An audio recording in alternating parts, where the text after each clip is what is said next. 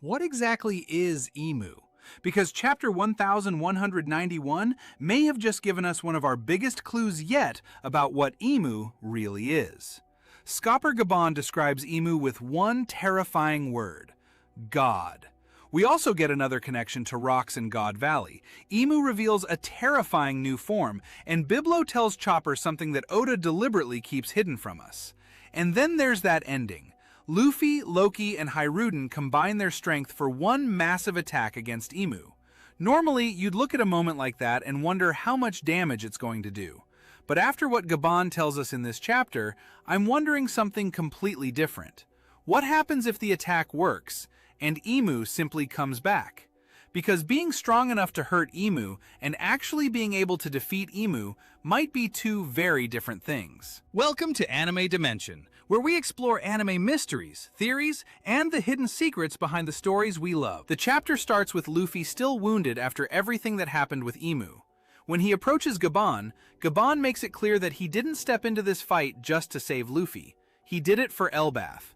But Luffy immediately wants to know what exactly they're dealing with, and Gaban's answer really caught my attention. He says Emu's true nature is a secret, but if he had to describe this being in a single word, God. Now, I'm not taking that as confirmation that Emu is literally some kind of god. Gaban could simply be describing how ridiculous Emu's existence and abilities are. But it's Gaban saying this. This is someone who sailed with Roger, reached the end of the Grand Line, and learned the true history of the world alongside the rest of that crew. So when Gaban talks about Emu, I don't think he's speaking from complete ignorance. He knows something. How much he knows is the interesting part. And this chapter gives us another reason to believe Gaban and Emu have a lot more history than we currently understand. We move down to the underworld, where these huge animals start approaching Emu, and Emu basically shuts them down with Conqueror's Haki alone. No real fight, just Haki. That already tells you what kind of presence we're dealing with. But then Emu starts talking about the Pirate King's crew, and suddenly we're back to God Valley. Emu remembers Gaban and talks about the Pirate King's crew becoming such a nuisance, while also bringing up rocks and what happened at God Valley.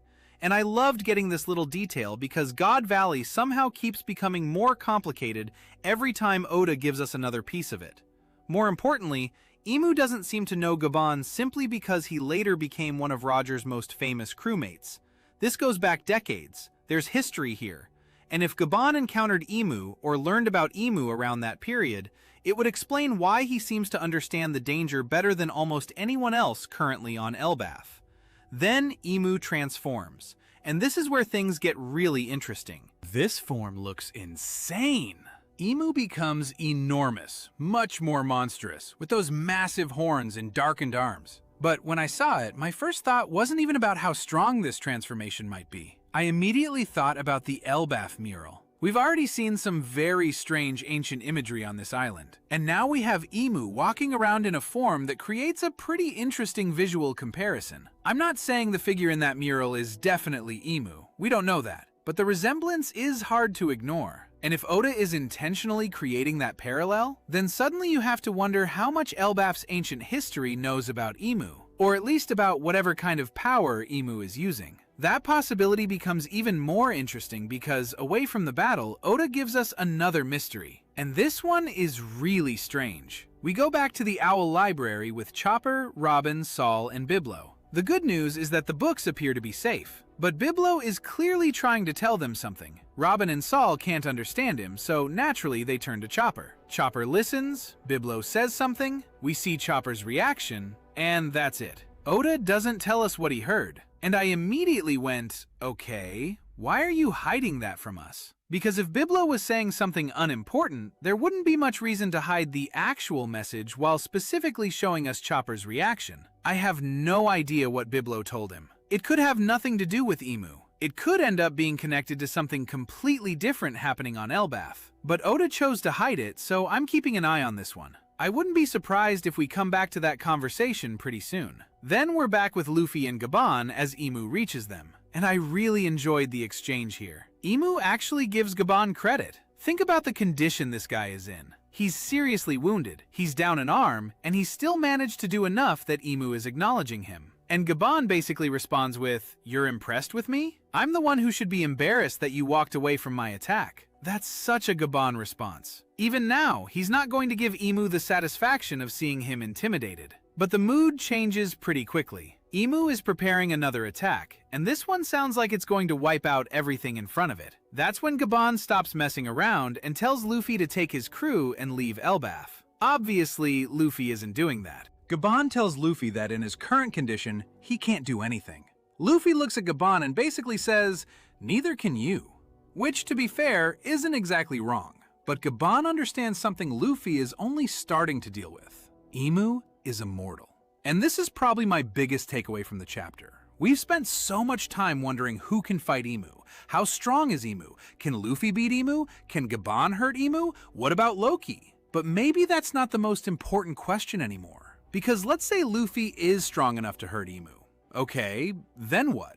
If Emu can recover, you're right back where you started. So I think we're reaching a point where the characters need to figure out the difference between hurting Emu and actually defeating Emu.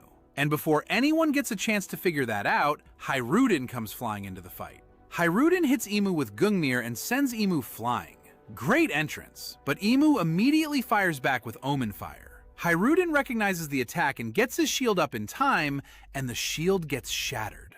I actually like that Oda did it this way. Hajrudin gets his big entrance without suddenly making it feel like he's somehow equal to Emu. He can fight back, he can buy time, but every time he stands in front of Emu, he's putting his life on the line. Gaban knows that, so he tells Hajrudin to take Luffy and get out of there. And Luffy, meanwhile, is doing the most Luffy thing imaginable. He's eating. Just stuffing himself while all of this is happening because he knows he needs his strength back. Hajrudin takes Luffy and Gaban and tries to get them away, but what he says next was probably my favorite Hajrudin moment in this chapter. Hajrudin refuses to bow. Elbaph does not bend its knee. And I really like this because it feels exactly like what we've been told Elbaph's warriors are supposed to represent. For Hajrudin, being a warrior isn't about fighting only when you know you can win.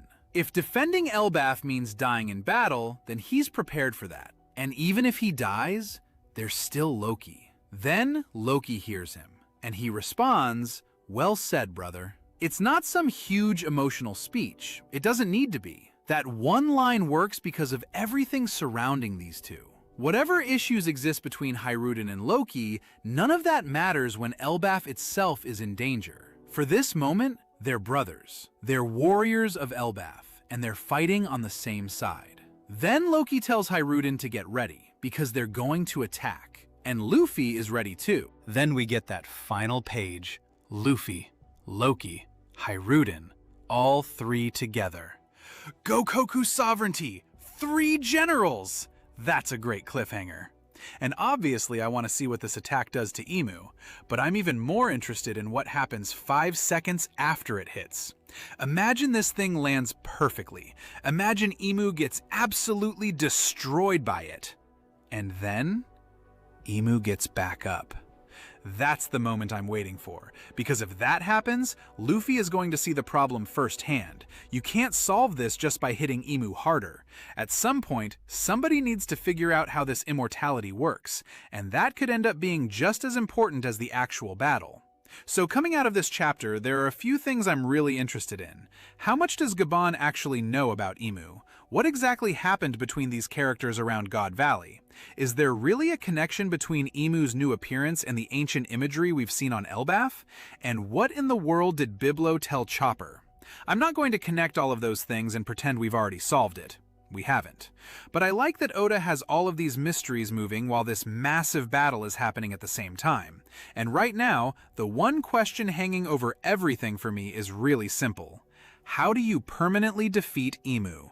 Because Luffy, Loki, and Hajrudin might be about to show us that Emu can be hurt. Whether Emu can actually be stopped, that's a completely different story. For me, chapter 1191 gets a 9 out of 10. We don't get some massive answer about Emu's identity or the Void Century, so I can't put it right at the very top. But I had a lot of fun with this chapter.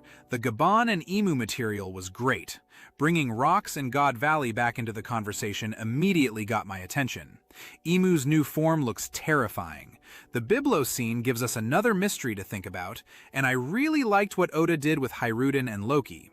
Then you finish the whole thing with Luffy, Loki, and Hajrudin attacking Imu together? Yeah, 9 out of 10 for me. Now I want to hear what you think. If Imu really is immortal, what do you think can actually defeat him?